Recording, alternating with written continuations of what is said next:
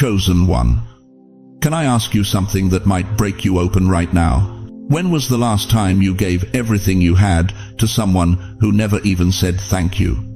When was the last time you poured out your heart, your time, your last dollar to help a stranger and they just walked away? When was the last time your kindness was mistaken for weakness, your generosity dismissed as foolishness, your love treated like it was worthless? Let me tell you something that's going to shatter everything you thought you knew about that moment. You don't even know that one small act of kindness you gave to a stranger changed the entire trajectory of your life. I'm talking to the grandmother in Queens who gave her last $20 to a homeless man outside the bodega and went home to an empty refrigerator. I'm talking to the grandfather in the Bronx who stopped to help a stranded driver in the rain when his own knees were screaming in pain. I'm talking to every single one of you who has been taken for granted, overlooked, forgotten after giving everything you had. Someone you helped. Someone you thought was just another broken soul crying on a park bench, just another desperate voice asking for help. Was not who you thought they were. Listen to me carefully. While you've been lying awake at 3 a.m., wondering why your own children don't call, why your bank account stays empty, why your faithfulness feels invisible, heaven has been writing a story you cannot see yet. God saw what you did. Angels recorded it. And that stranger you helped? They weren't random. You've spent years, maybe decades, feeling like your kindness was wasted, like your giving was foolish, like your soft heart in this hard world made you a target instead of a blessing. The enemy has whispered in your ear every single night, nobody sees you, nobody cares. Your sacrifice doesn't matter. That's a lie, straight from the pit of hell. Before we go deeper into this mystery, and beloved, what I'm about to reveal will leave you speechless. I want to pause and honor every single one of you who has supported this message through super thanks. Your generosity means more than you know. You're not just donating, you're helping spread light to others who feel alone in their calling. Whether you give or not, I'm deeply grateful for your presence here. Your support, your time, your attention, it all matters. And if this message resonates with your soul, go ahead and let the Holy Spirit lead your heart. Now listen. Type "I receive it" in the comments right now if you've ever felt forgotten after giving everything you had. Don't scroll past this. Don't ignore what's stirring in your chest. Because what's about to be revealed isn't just a story. It's a divine setup that's been years in the making. That act of kindness you forgot, heaven didn't. That stranger you saved, they remember. And what's about to happen in your life will prove that God keeps books even when the world keeps score against you. Do not leave this message. The revelation coming will shake you to your core. Your kindness is about to pay off big time. Let me ask you something that's going to cut straight to the bone. How many times have you given your heart to people who never gave it back? How many years have you spent being the one who shows up, who sacrifices, who loves without condition only to be left standing alone? How many acts of kindness have you performed in your 70, 80, 90 years on this earth that nobody ever acknowledged, nobody ever remembered, nobody ever repaid? You think those moments disappeared into thin air, don't you? You think your kindness evaporated like morning dew on a Brooklyn sidewalk. You've convinced yourself that giving was your weakness, that your tender heart in this brutal world made you a fool. But what if I told you that every single act of kindness you've ever given was recorded in heaven's ledger with interest rates that would make Wall Street weep? Listen to me carefully, beloved. You know the story of the Good Samaritan. You've heard it 1,000 times in Sunday school. Read it in Luke chapter 10 until the pages wore thin. A man beaten, stripped, left for dead on the Jericho road. Religious people walked right past him, the priest, the Levite, people who should have known better. But a Samaritan, a despised outsider, someone the world looked down on, he stopped. He poured oil and wine on the stranger's wounds. He put him on his own donkey. He paid for his care with his own money. But here's what your pastor never told you about that parable. Here's the part that will shake you to your core. The Samaritan didn't know who he was saving. He didn't know if this broken man on the road would become a king, a prophet, a father of nations. He didn't check his credentials, didn't ask for references, didn't calculate the return on his investment. He just saw a human being in pain and responded with the only thing he had left: compassion. Just like you did. You remember that moment, don't you? Maybe it was 5 years ago. Maybe it was last Tuesday. You were walking out of the grocery store on a cold November afternoon, your arthritis screaming in your knees, your social security check already stretched thinner than tissue paper. And there they were, a stranger with desperation in their eyes, a story that sounded too familiar, a need that looked too much like your own. And something inside you, something the world calls foolish, but heaven calls holy, made you stop, made you reach into your purse, your wallet, your last bit of strength, made you give what you couldn't afford to give, made you love when you had every reason to protect yourself. Your own children don't call you unless they need something. Your own siblings forgot your last birthday. The church you served for 40 years barely remembers your name. But this stranger, you gave them everything. Why? Because after all these years of being forgotten, betrayed, taken for granted, you still give, you still love, you still carry wounds quietly while bandaging someone else's bleeding. That's not weakness, chosen one. That's warfare. That's you operating in a dimension the natural mind cannot comprehend. But here's where it gets supernatural. Here's where heaven's strategy becomes clear. What if I told you the person you helped wasn't just anyone? What if I told you that heaven placed them in your path with surgical precision? What if that broken soul crying on the park bench, that desperate voice asking for help outside the bodega, that stranded driver in the rain, what if they were a divine test disguised as a human need?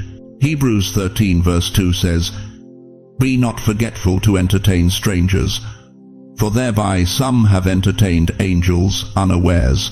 But let me tell you something that will flip your understanding upside down. Sometimes the angels aren't wearing wings.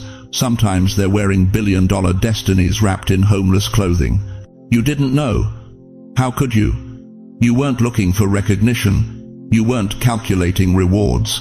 You were just being who God made you to be, a conduit of grace in a world that's forgotten what grace looks like. But God saw it. Every second of it. Every dollar you couldn't afford to give.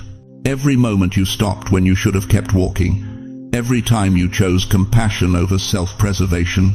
And that stranger? They saw it too. They felt it. They received something from you that money can't buy and power can't manufacture.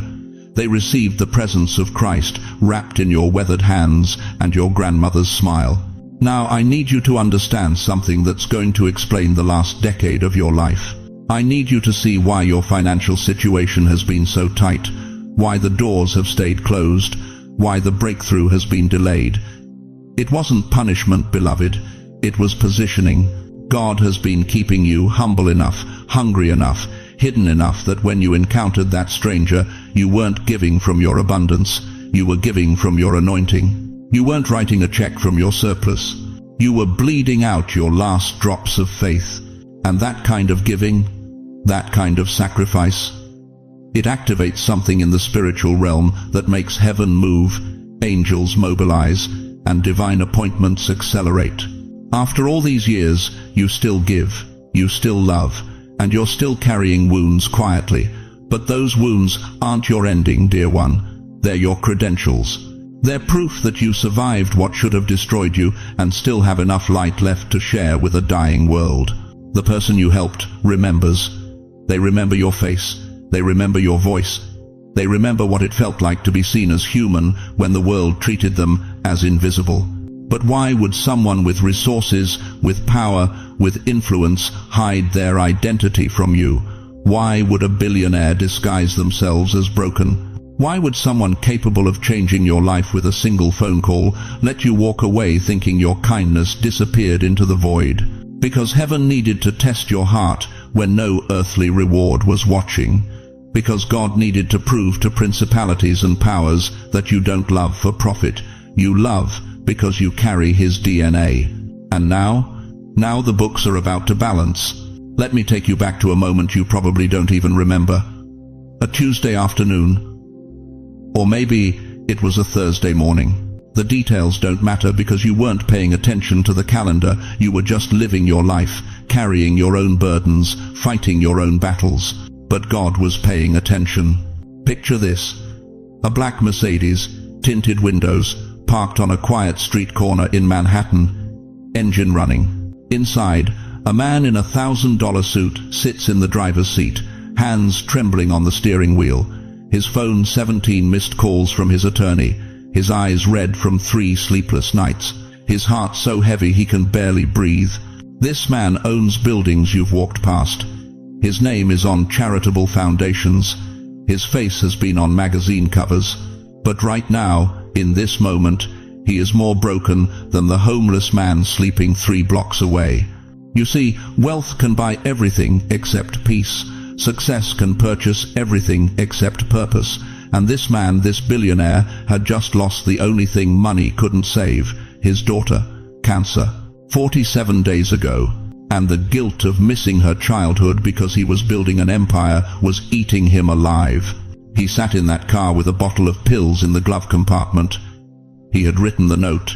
He had picked the bridge. He had calculated that at 2:47 a.m. there would be no traffic, no witnesses, no one to stop what he was about to do.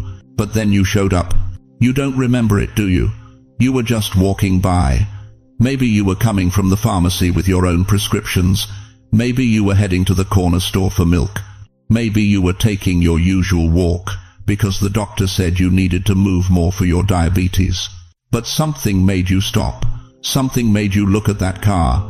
Something made you tap on that window. "Excuse me, sir. Are you all right?" 5 words. That's all it took. 5 words from a stranger who had no idea they were talking to a man worth $900 million. 5 words from someone who barely had $900 in their own checking account. He rolled down the window. And here's what breaks my heart. Here's what should make you weep right now. You didn't see a billionaire. You saw a soul in pain. You saw what everyone else had stopped seeing. You saw a human being who needed help. Maybe you prayed with him right there on the street. Maybe you just said, "Whatever you're going through, baby, God's got you." Maybe you offered him the last piece of candy from your purse, the way grandmothers do. Maybe you just stood there with your hand on that car door and refused to leave until you saw his eyes change. Proverbs 11:25 says it plainly, "A generous person will prosper. Whoever refreshes others will be refreshed." But you weren't thinking about prosperity, were you? You weren't calculating a return on your investment. You were just being who God made you to be, a vessel of His love in a world that had forgotten how to love. That man drove away. You went home. You didn't think about it again. Why would you? It was just another Tuesday, just another moment, just another stranger. But chosen one, listen to me carefully. You didn't just show kindness that day. You didn't just offer comfort. You didn't just speak encouragement. You saved a life. You pulled a soul back from the edge of eternity. You intercepted a plan from hell itself. You became the hands and feet of Jesus to a man who had everything except hope, and heaven recorded it. Angels witnessed it. God Himself leaned forward on His throne and said, "That's my child. That's my chosen one." That's why I positioned them on that street corner at that exact moment. But here's what's going to wreck you. Here's what's going to make you fall to your knees. That man went home that night and got on his knees for the first time in 30 years. He poured those pills down the toilet. He tore up that note. And he made a vow to the God he'd forgotten. "If you're real, if you sent that angel to save me, I will find them, and I will repay what they gave me." You gave him 5 minutes. He's about to give you the rest of your life changed. You gave him hope when you were running on empty yourself. Now God is about to fill you until you overflow. You gave without expecting anything back. Now heaven is about to repay you publicly. If this is resonating in your spirit right now, if something inside you is trembling with recognition, type, "I am ready for my reward" in the comments. Let heaven see your agreement.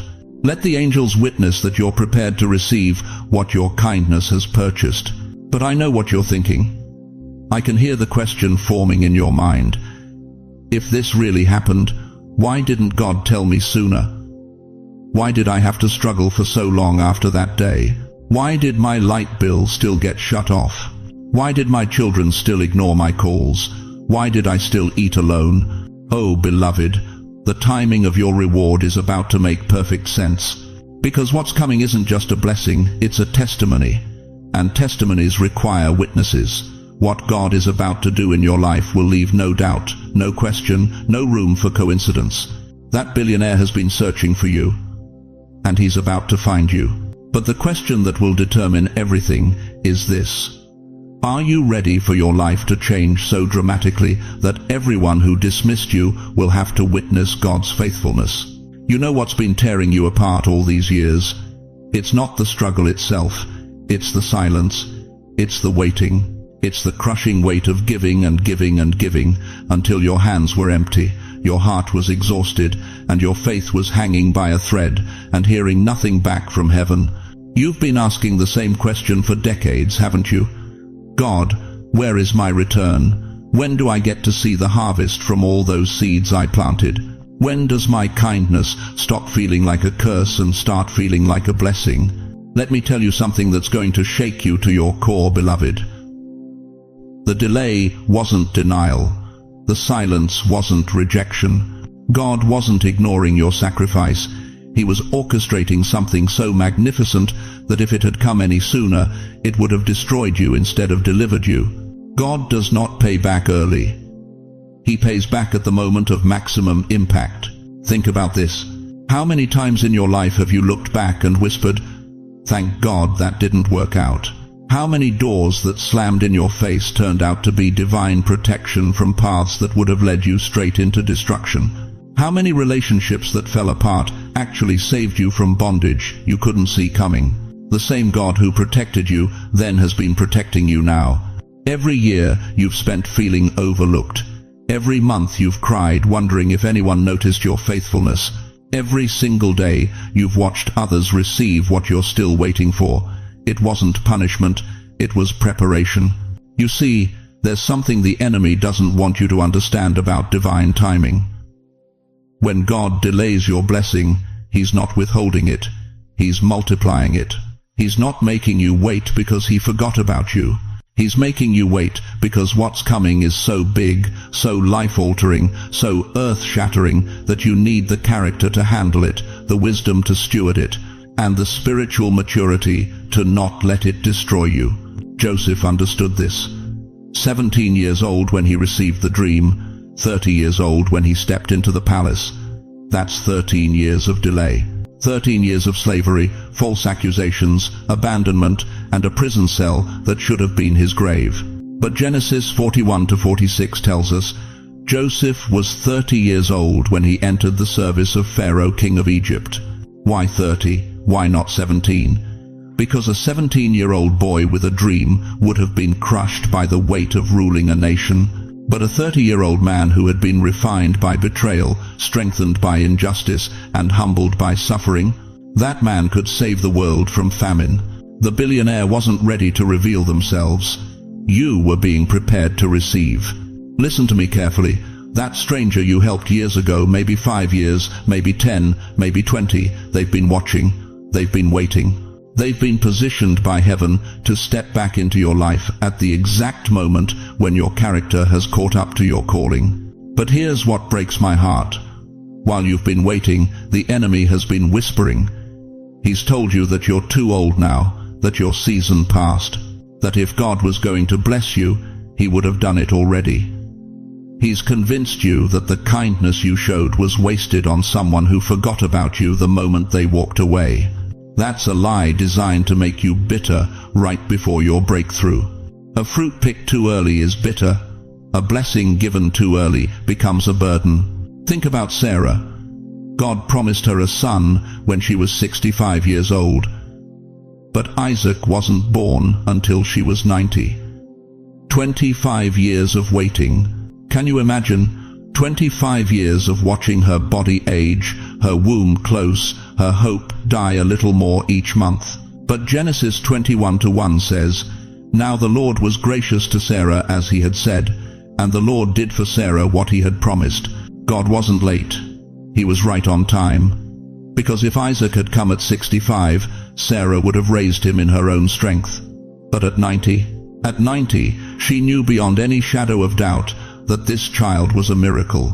At 90, she had no choice but to depend completely on God. At 90, her faith had been tested, proven, and purified. You're not behind schedule, chosen one. You're right on time for a miracle that requires the faith you've built in the waiting. Every year you've spent crying out in the dark has been developing your ability to recognize light when it finally comes. Every season of lack has been teaching you how to steward abundance without losing your soul. Every moment of feeling invisible has been protecting you from pride that would have poisoned your purpose. The reason you haven't received your return yet isn't because God doesn't see you. It's because what He's about to release is so massive that you needed to become the person who could carry it without being crushed by it. You thought the waiting was wasted time, but God was making you qualified for what you've been praying for. And right now, this very moment, the clock in heaven is about to strike your hour. The stranger you helped, they're about to step back into your story. The kindness you thought was forgotten, it's about to be repaid with interest you cannot imagine. The delay that felt like denial, it's about to be revealed as divine strategy. But the question that will determine everything is this: are you ready to receive what you've been prepared to carry? Because what's coming next will prove that heaven never forgets a debt. And the way God is about to repay you will leave the world speechless. Listen to me very carefully, chosen one.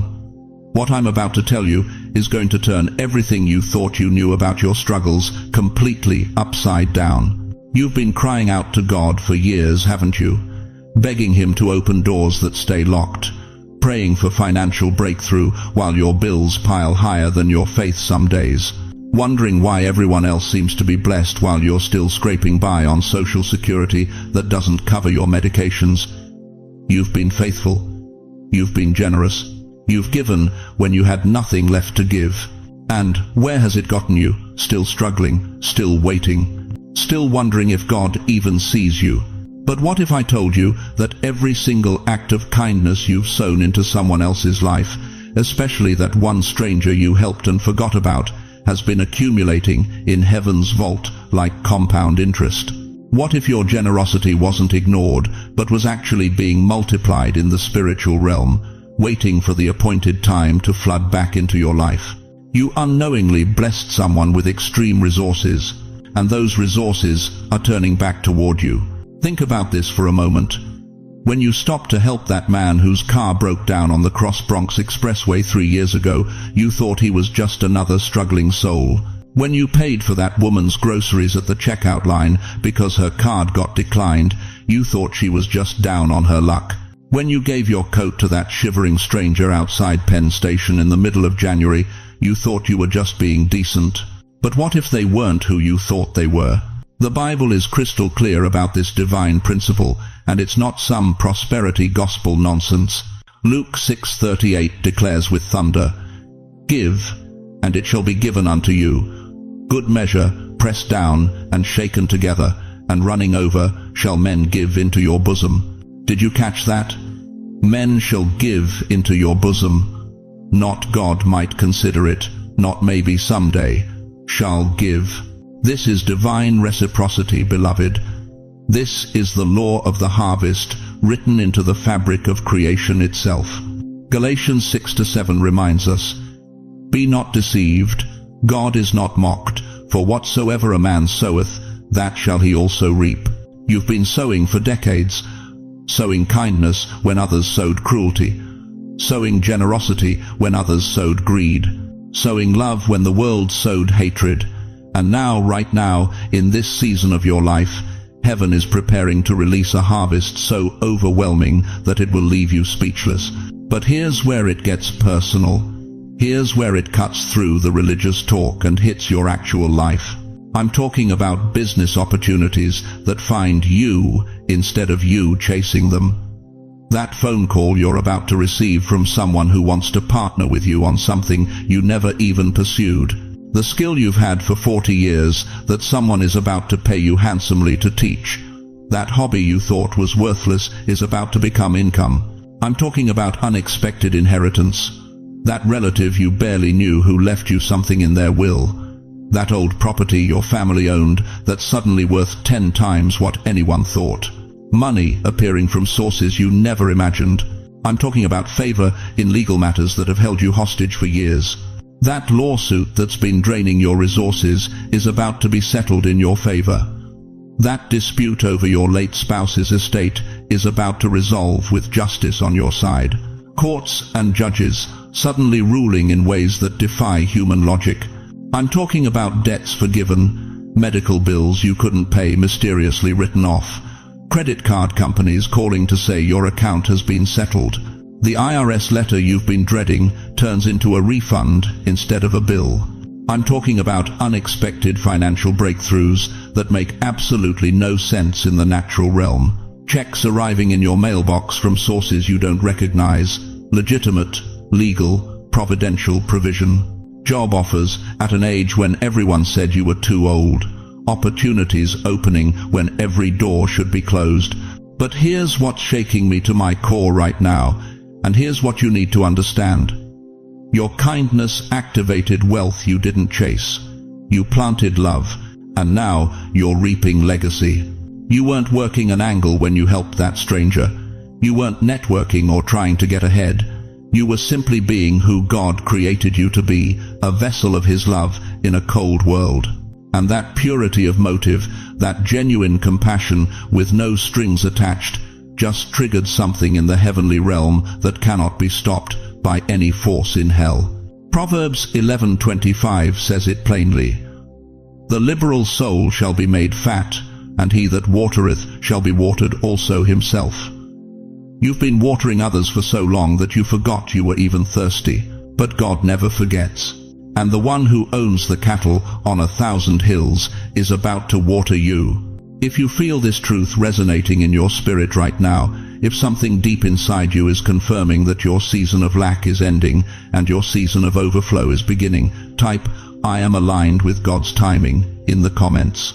Right now. Don't just read it, declare it. Because your declaration activates what heaven has already released. But beloved, as shocking as everything I've just revealed is, the biggest twist of the story is still ahead. Because that stranger you helped, the one you've completely forgotten about, they haven't forgotten you. And what they're about to do will prove that when you sow into someone's life with no expectation of return, God Himself becomes your debtor. And God always pays His debts. Chosen one, what I'm about to tell you is going to stop your heart for a moment. The person you helped, they never forgot you. While you've been going about your ordinary days grocery shopping with coupons, counting pills by your bedside, sitting alone in rooms that used to be full of noise, that stranger you showed kindness to has been searching, not casually looking, not passively wondering, actively hunting. For years, across cities, through networks, using resources you cannot even imagine. They couldn't forget your voice. They couldn't erase your face from their memory. That moment when you stopped, when everyone else kept walking, when the whole world turned its back, that moment branded itself into their soul like fire on flesh. You think what you did was small. You think it didn't matter because nobody thanked you, nobody acknowledged it, nobody even remembered your name. But heaven marks the people who save lives, and beloved, they felt that mark. Let me take you somewhere the natural mind struggles to go. 2 Kings chapter 4 tells us about a wealthy woman in Shunem who showed kindness to the prophet Elisha. She didn't know who he really was. She just saw a man of God who needed rest, needed shelter, needed someone to see him as human. So she built him a room, a simple room, 4 walls, a bed, a table, a chair, a lamp. That's it. Nothing extravagant, just kindness wrapped in action. But do you know what happened? Elisha couldn't let it go. That act of generosity haunted him. He called his servant Gehazi and said, "What can be done for her?" Because when you touch someone's life at their lowest point, you don't just help them, you create a debt that heaven itself must balance. The woman never asked for anything in return. She gave expecting nothing, but the prophet declared a miracle over her barren womb, and within a year she held a son in her arms. Your kindness created a divine debt, and it's about to be paid in full. That person you helped? They woke up one morning and couldn't shake your image from their mind. They were lying in hospital beds, recovering from the darkness you pulled them out of, sitting in boardrooms, making million-dollar decisions, standing in penthouse apartments, overlooking the city, and all they could think about was you. The stranger who stopped, the one who cared when caring made no sense, and something rose up in their spirit. Not just gratitude, not just appreciation, a holy vow, a sacred covenant spoken in the secret chambers of their heart. If I ever find them again, I will bless them the way they blessed me. Do you understand the weight of that promise? Do you grasp what happens when someone who has been given much makes a vow over someone who gave from their little? Luke 6:38 declares it with thunderous authority. Give, and it shall be given unto you. Good measure, pressed down, shaken together, and running over, shall men give into your bosom. Notice it doesn't say God will give. It says men give into your bosom. God uses human hands to deliver supernatural provision. Right now, and I mean right this second, there is a network of divine connections being orchestrated, phone calls being made, conversations happening in offices you've never seen, decisions being finalized that have your name attached to them and you don't even know it yet. They are closer to finding you than you realize. You know why you've been feeling that strange restlessness lately? Why you keep waking up at odd hours with your heart racing? Why you've had dreams that don't make sense but feel significant? That's not anxiety, beloved. That's anticipation. Your spirit knows something your mind hasn't caught up to yet. Heaven is about to collide with your current circumstances, and the impact will leave you breathless. But here's what breaks my heart. Here's what the enemy is working overtime to accomplish right now. He's trying to convince you to give up 3 days before your miracle manifests. He's whispering that your kindness was wasted, that your giving was foolish, that you should harden your heart and stop being so soft in this cruel world. Don't you dare believe that lie. Galatians 6-9 cuts through every demonic whisper with surgical precision. And let us not be weary in well-doing, for in due season we shall reap if we faint not. Did you catch that? If we faint not. The only way you miss your harvest is if you quit right before it breaks through the soil. That billionaire you unknowingly saved, and yes, I'm using that word deliberately, billionaire, because what's coming your way isn't pocket change, it's kingdom resources. They have made it their mission to find you. They've told their story 1,000 times, describing the angel who appeared when they were at rock bottom, describing your eyes, your words, the way you made them feel human again when they felt like nothing. And every person they tell asks the same question. Have you found them yet? Not yet, but soon, very soon. If you believe divine reconnection is coming, if something in your spirit is burning right now, confirming that this word is for you, write, let it find me in the comments. Don't just think it, declare it, speak it into existence. Because your words carry creative power, and what you declare in faith, heaven moves to manifest. But there's something you need to understand about what happens when they finally find you. Something that will determine whether you're ready to receive what's coming. Listen to me very carefully, chosen one. What I'm about to speak over your life isn't just encouragement.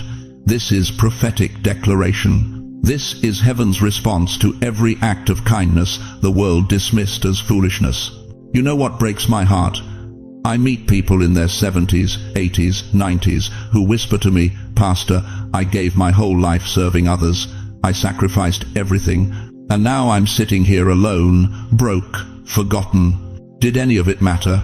And every time I hear those words, something in my spirit wants to roar. Did it matter?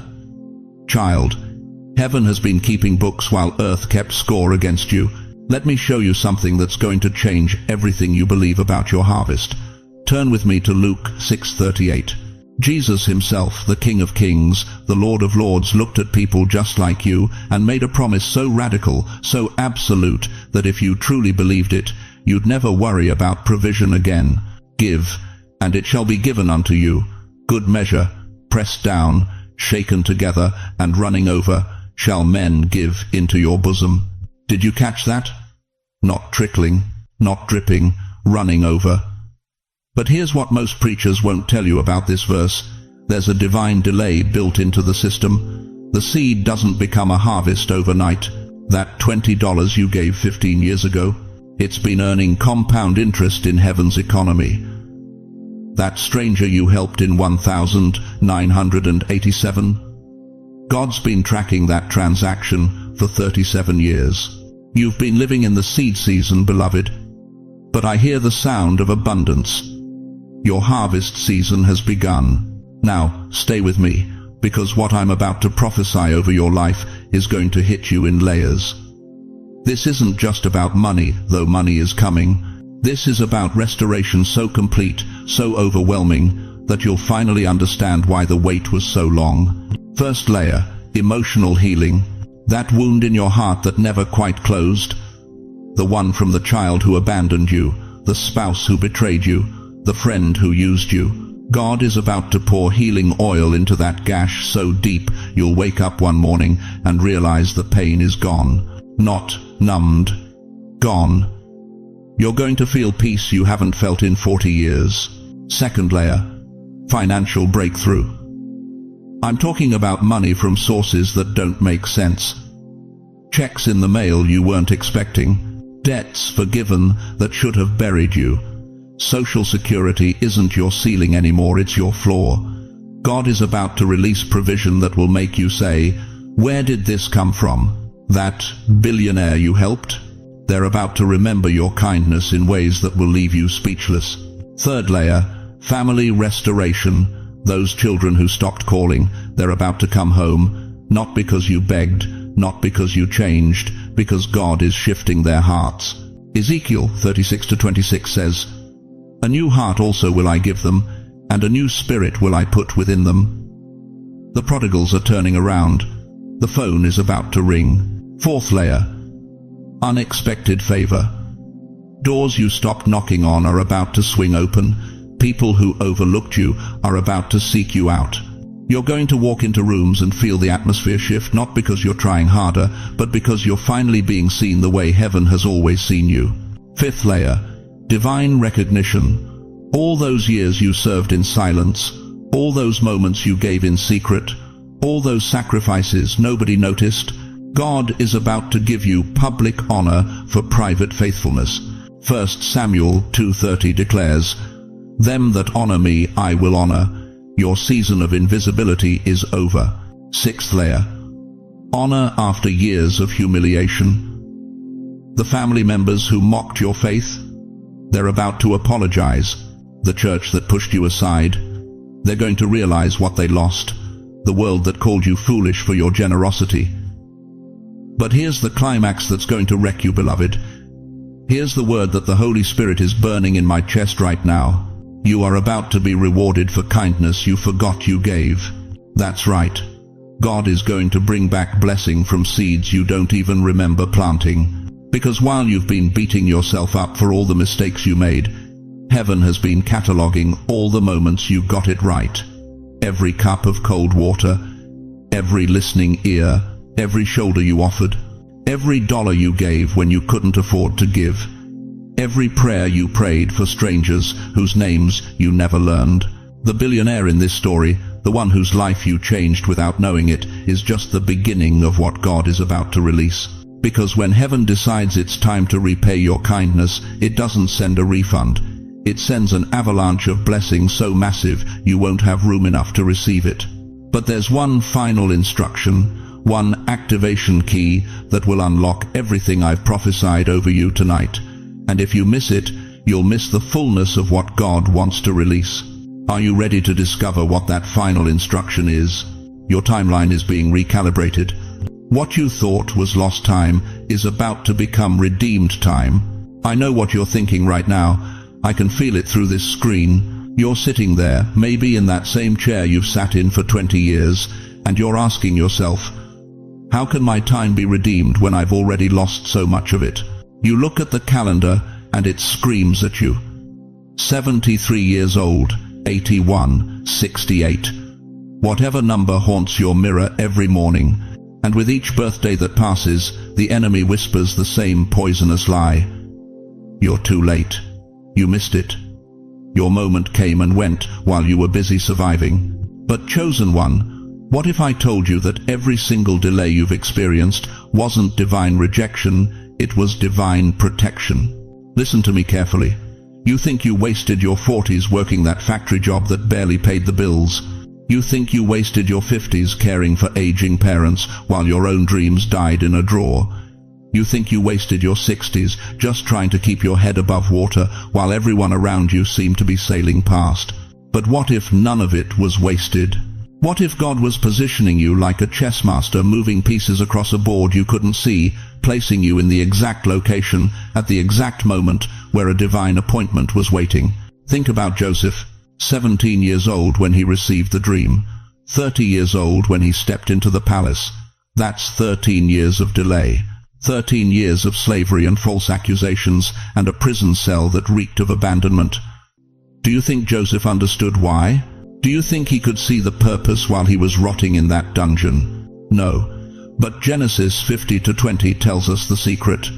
You intended to harm me, but God intended it for good to accomplish what is now being done, the saving of many lives. Every delay was positioning. Every setback was set up. Every moment you thought God forgot you, he was actually protecting the appointment he'd already scheduled. You know what this reminds me of? The subway system right here in New York City. You're standing on that platform at 59th Street, waiting for the express train.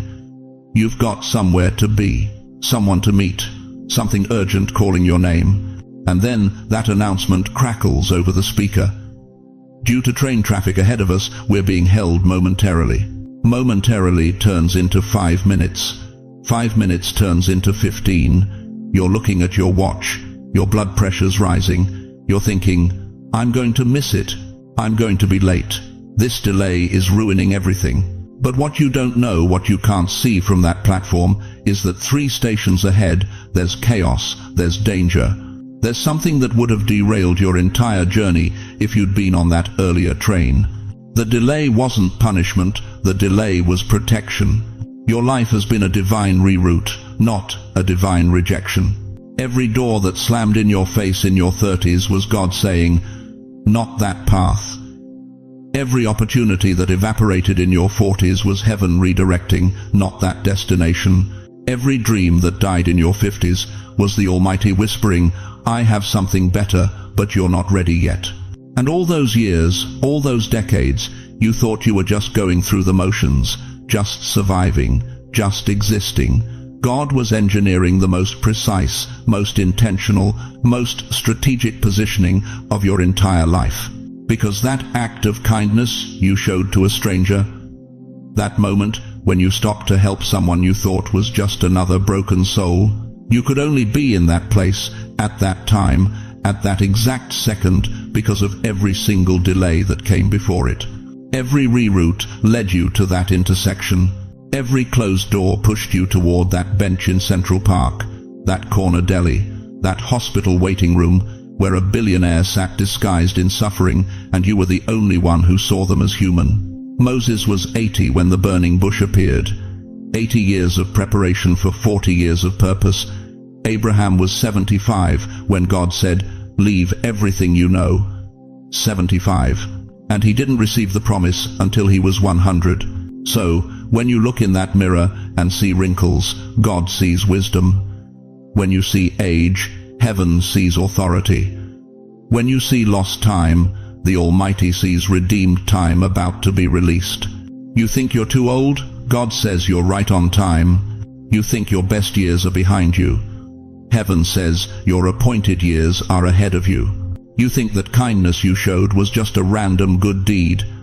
The Lord says it was a divine collision that's about to change everything. Your age is not a setback, beloved. Your age is your spiritual authority. Heaven responds to endurance. The angels take notice of faithfulness that survives decades of delay.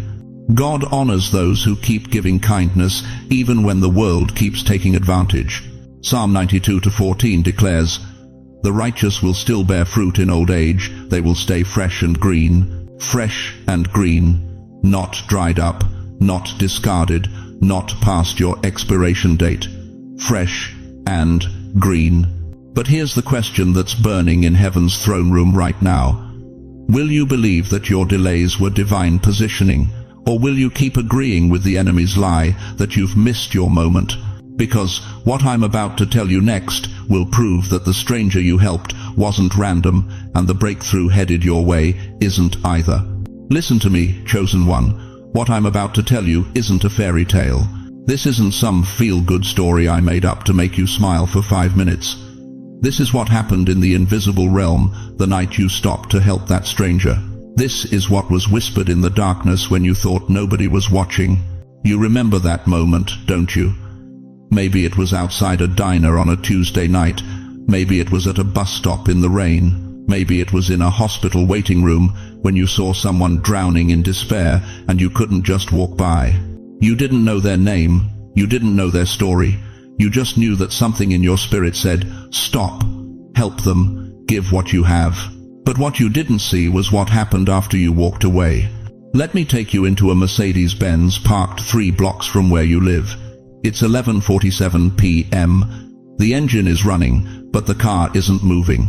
Inside, a man in a $3,000 suit is gripping the steering wheel so hard his knuckles have turned white.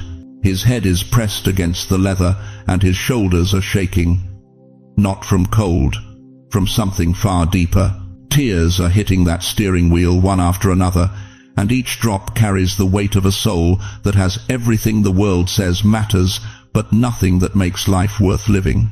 This man owns buildings that touch the sky. He has accounts in 7 countries. His signature moves markets. But tonight, in this car, he is more broken than the homeless man sleeping on the subway grate 2 streets over. Do you want to know what he's whispering? Do you want to hear the prayer that's tearing out of his chest? God, if that stranger hadn't stopped me, I would not be here. Let that land on you for a moment. Because while you were going home thinking your $20 didn't matter, while you were lying in your bed wondering if your kindness was just foolishness, this man was having a conversation with the Almighty about you. He's remembering your face. The way you looked at him, not with pity, not with judgment, but with something he hasn't seen in 20 years. Humanity. Pure, unfiltered, unconditional humanity. You saw him, not his clothes, not his watch, not the mask he wears to boardroom meetings. You saw his soul screaming for help, and you responded. I was 3 minutes away, he's praying through tears. 3 minutes from ending everything. I had the pills in my pocket. I had written the note. I had called my lawyer. I was done. And then this person, this beautiful elderly soul, stopped and asked if I was okay. You didn't just help a man that night, beloved. You interrupted a tragedy. You shifted a destiny. You saved a kingdom disguised as a person. Because here's what nobody tells you about success. Here's what they don't show you in those magazines about billionaires and moguls. Wealth without love is just a golden prison. Power without purpose is just organized emptiness. Achievement without connection is just sophisticated loneliness. This man had conquered Wall Street, but he was being destroyed by silence. He had climbed every ladder society offered, but he was falling into an abyss no money could fill. And the enemy, oh, the enemy, had been whispering the same lie he whispers to all of us. Nobody would care if you disappeared. But then you showed up.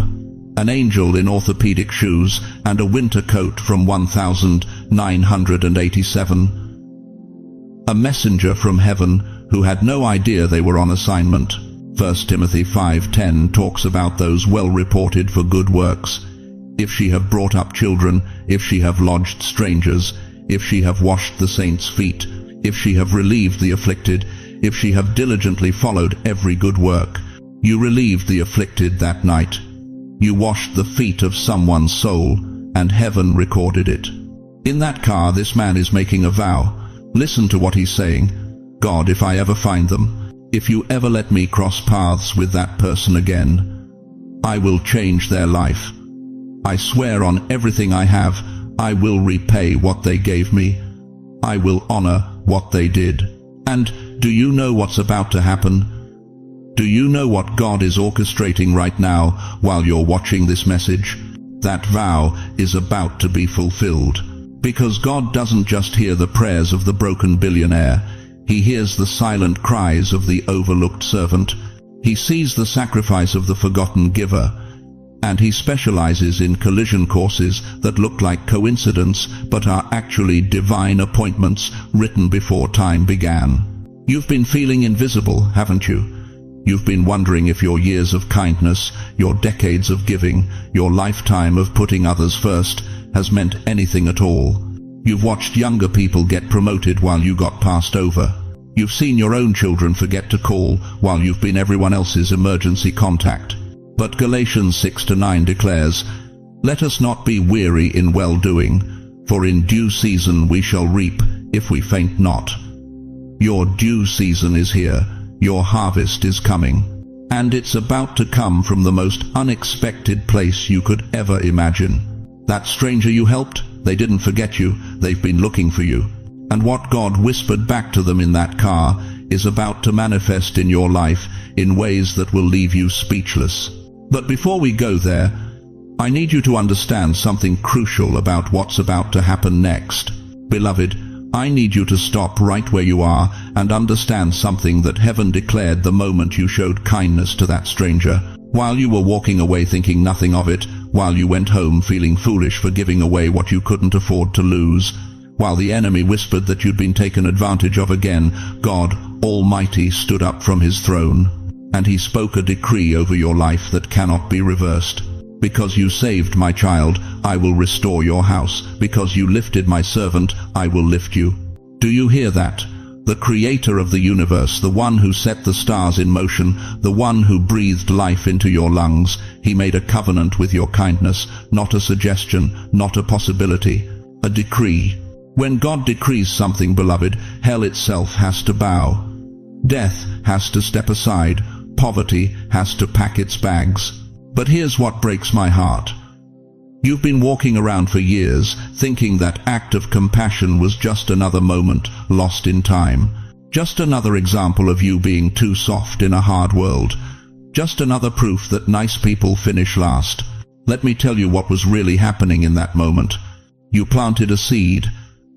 A tiny seed of compassion when your own ground was dry. And while you thought nothing would grow from it, while you went home to your empty wallet and emptier life, heaven took that seed and began cultivating something you couldn't see. Every tear you cried afterward, God used as water. Every night you wondered if anyone cared, he used as fertilizer. Every moment you felt forgotten, he was growing a tree of blessing with roots so deep that when the storms came, and they did come, didn't they? That tree could not be moved. Galatians 6-9 declares with thunderous authority, "Let us not become weary in doing good, for at the proper time we will reap a harvest if we do not give up." At the proper time, not your time, not when you think you deserve it, at heaven's appointed hour. And chosen one, your hour is here. But I need to address something that's been eating at your soul. You thought you were done, didn't you? You looked at your age, your circumstances, your bank account, your body that doesn't move like it used to, and you whispered in the dark, God, I gave everything I had, and what did it get me? I'm still struggling, I'm still alone, I'm still forgotten. Stop right there. God says your second wind is beginning, not ending. Beginning. You know why you feel exhausted? Because you've been running on your own strength for too long.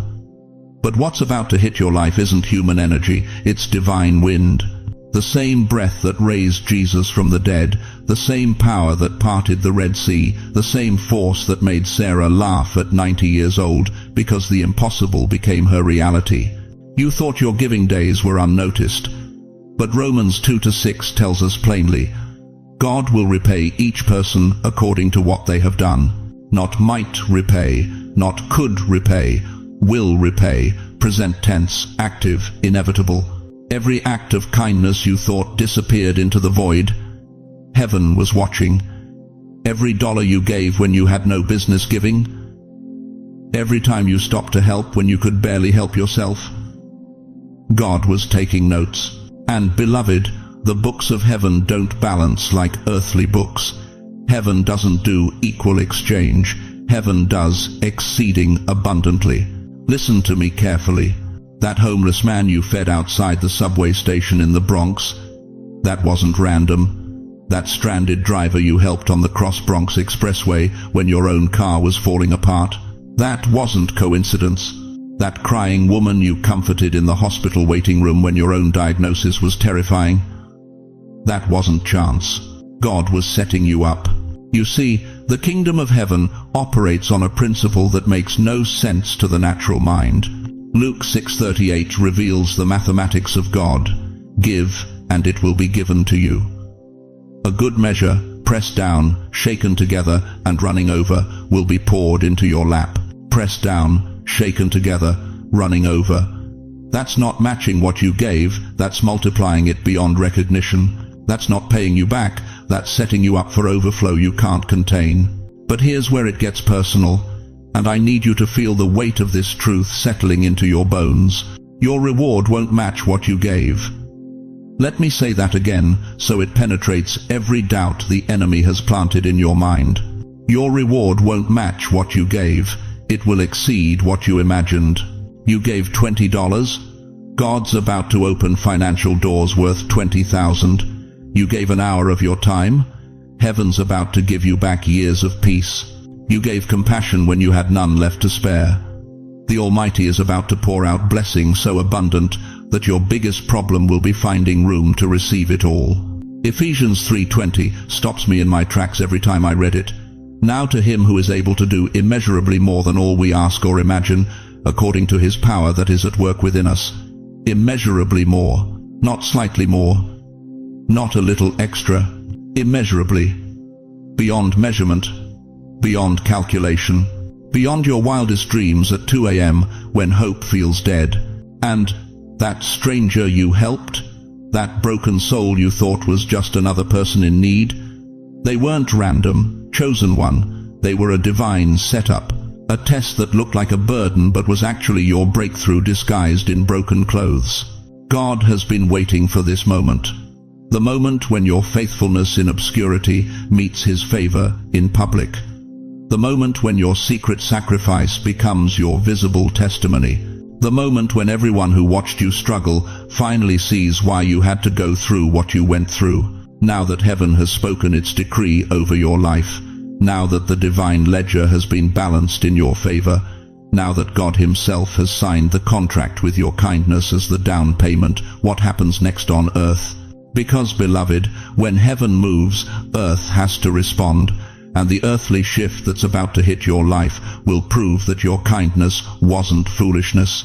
It was prophetic. You know what breaks my heart? It's watching God's faithful servants, people who've given their whole lives, their last dollars, their final ounces of strength, sit in their kitchens at 70, 80 years old, staring at a phone that never rings, wondering if anyone remembers their name, wondering if their kindness ever mattered. But let me tell you something that's about to shake you to your core. When heaven decides it's time to move on your behalf, earth has no choice but to obey. I'm not talking about someday.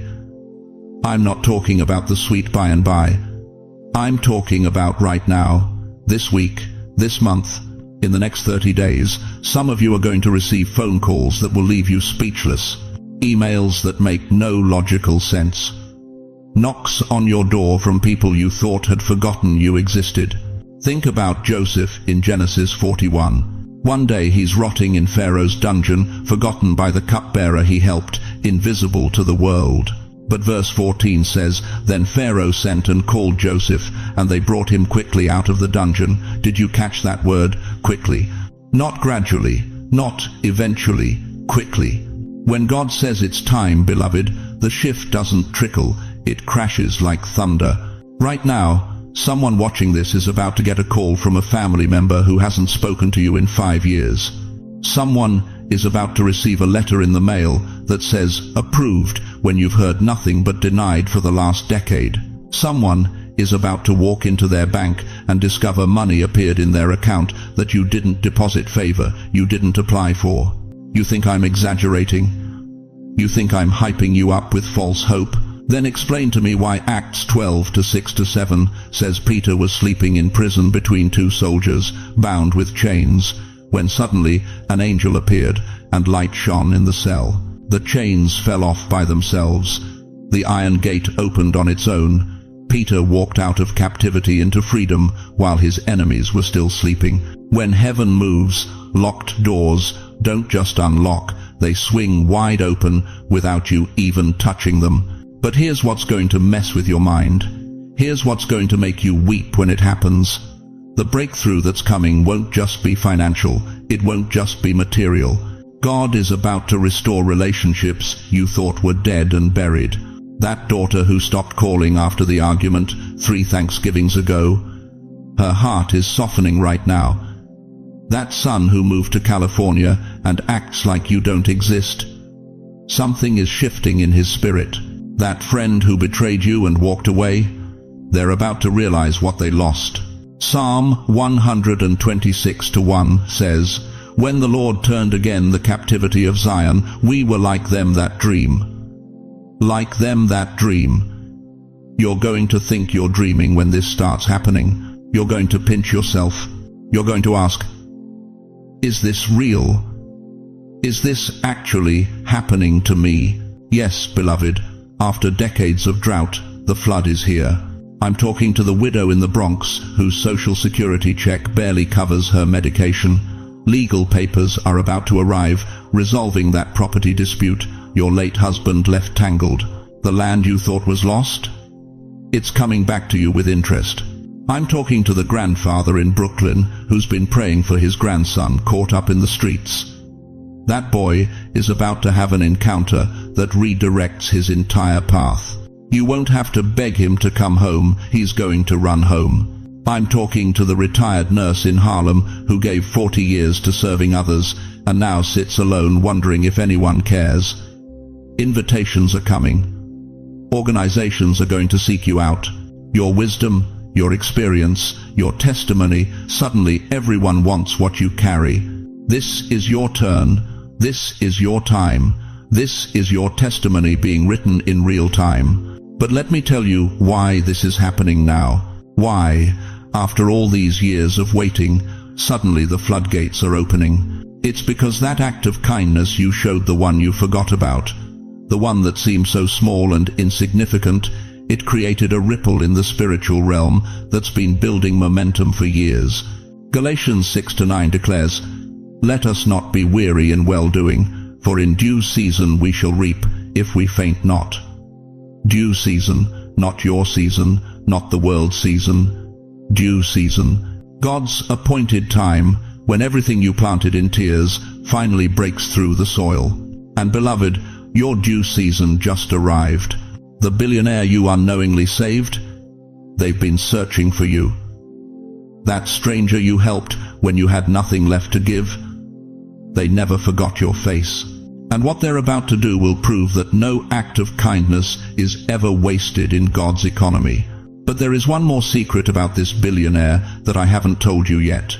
One more twist in this story that's going to leave you undone.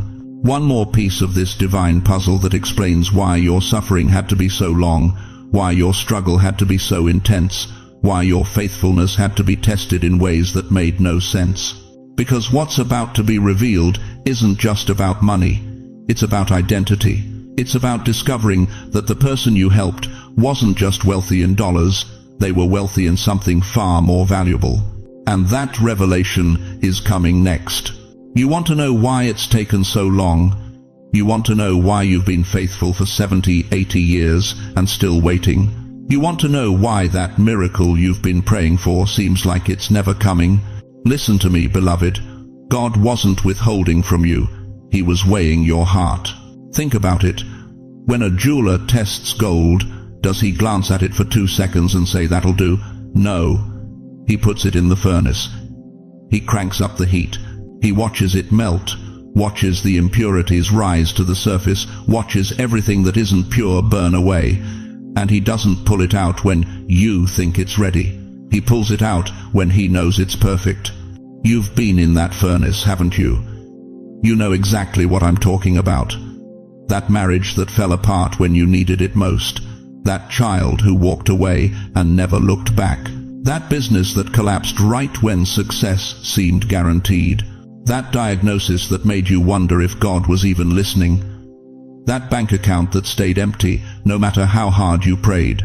But here's what breaks my heart, and here's what you need to understand with every fiber of your being. While you were in that fire, while you were being tested beyond what any human should have to endure, you made a choice that heaven itself stopped to witness. You stayed kind when life made you bitter. Dear one, do you have any idea how rare that is?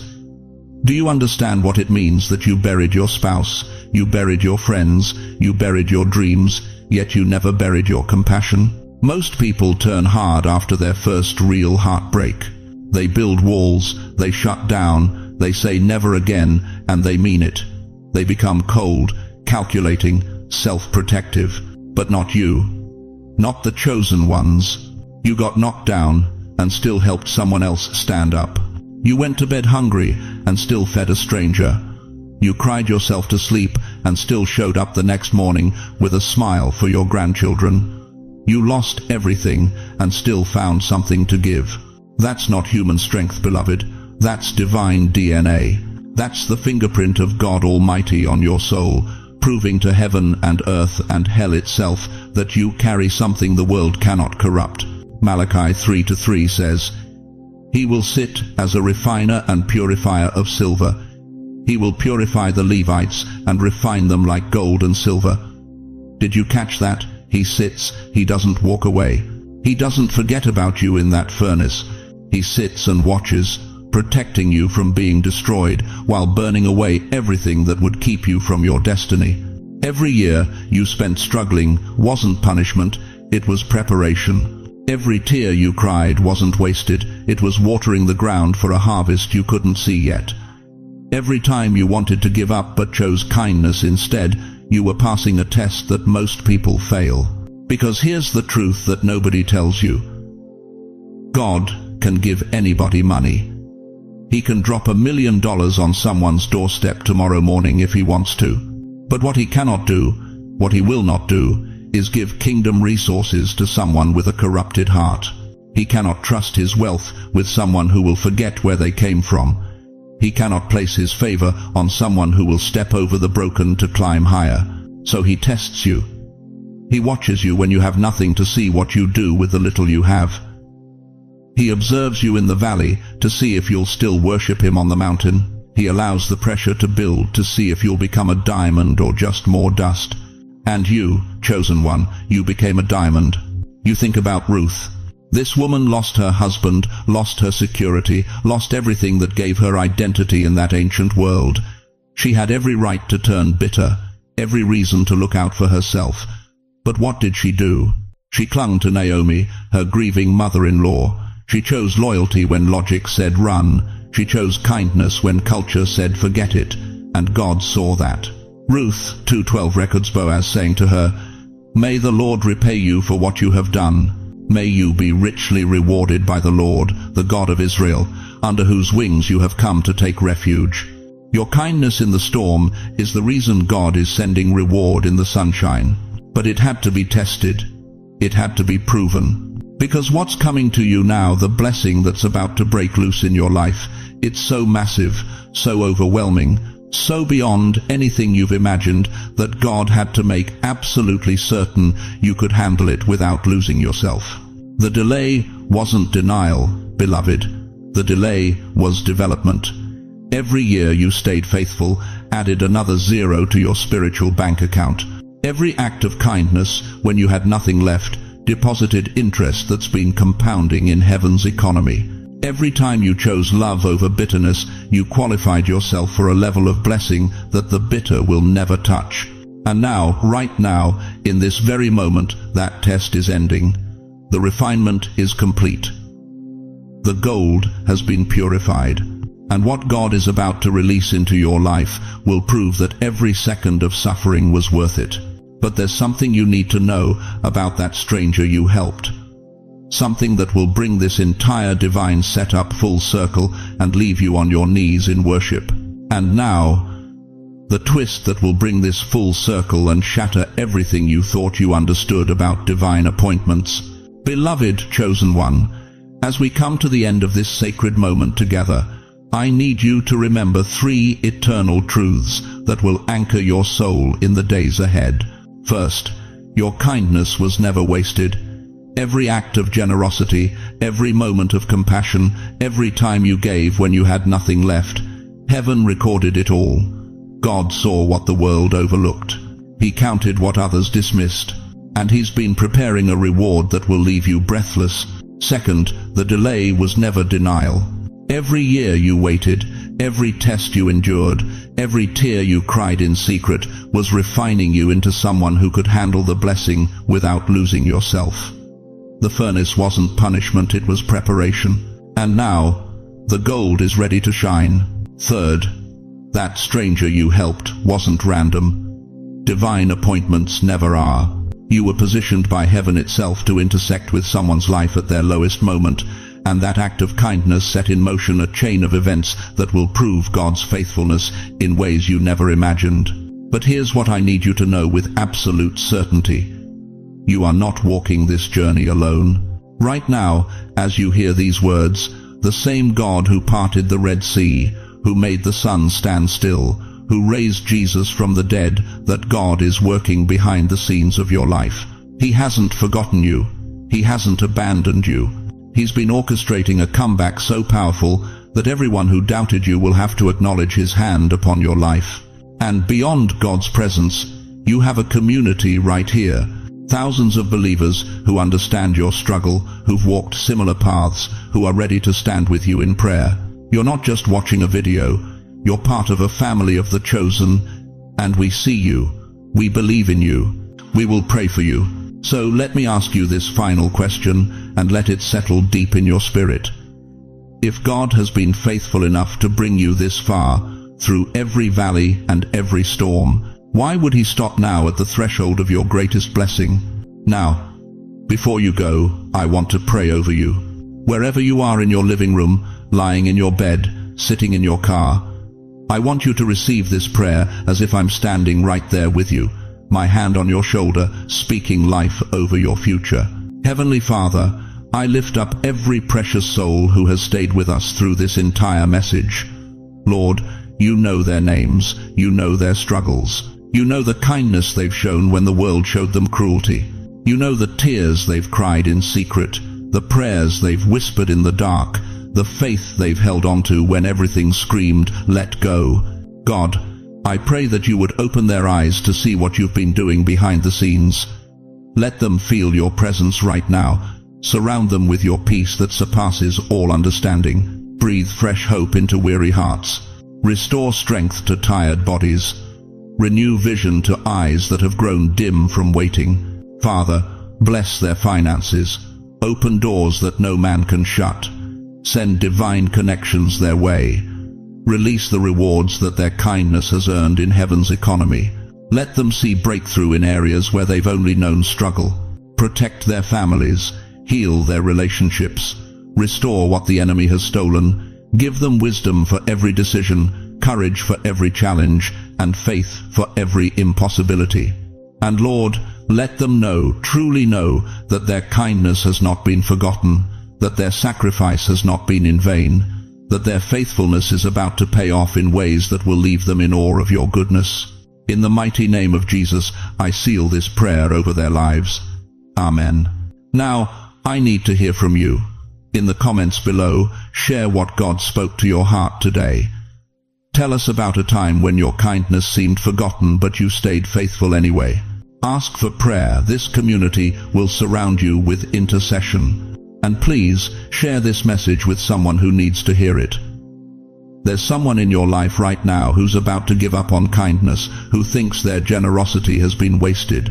Send them this video. Remind them they're not alone. If you haven't already, subscribe to this channel and hit that notification bell. You're not just subscribing to content, you're joining a family of believers who refuse to give up on God's promises. Thank you for staying with me through this entire journey. Your faithfulness to watch, to listen, to receive it, tells me everything about your heart. Your kindness is about to pay off, beloved. Big time. Until we meet again, walk in the confidence that you are seen, you are valued, and you are loved beyond measure. God bless you mightily.